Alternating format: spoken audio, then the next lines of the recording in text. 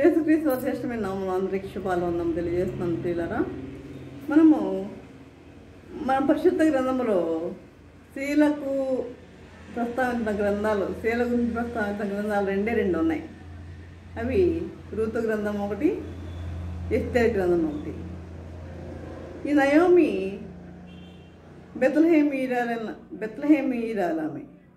బెత్లెహేంలో నివసించేదామె.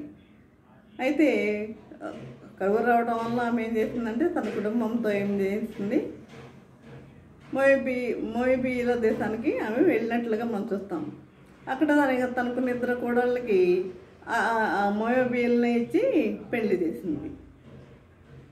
తర్వాత వాళ్ళ కుమారులు ఇద్దరు కూడా చనిపోతారు. రూతు మోయబీరాలైన కోడలు, ఆమె మోయబీరాలు. అయితే ఆమె తర్వాత మళ్ళా బెత్లెహేము వచ్చేస్తూ ఏం చేస్తుందంటే, మీరు మీ ఇళ్లకు వెళ్ళిపోండి, మీ పుట్టిళ్ళకి మీరు వెళ్ళిపోండి అని చెప్తుంది. అయితే ఓర్ప మాత్రం ఏం చేస్తుంది, అత్తగారిని ముద్దు పెట్టుకుని తన పుట్టింటికి వెళ్ళిపోతుంది. కానీ రూతు మాత్రము తన అత్తగారు అయిన నయోమిని వదలదు. చూడండి, రూతు తన అత్త అయిన నయోమిని హత్తుకుని 7 మాటలు పలికిందండి. 7 మాటలు పలికింది. ఏం తెలుసా? అది రూతు గ్రంథము 1వ అధ్యాయము 16-17 వచనంలో మనం చూస్తాం.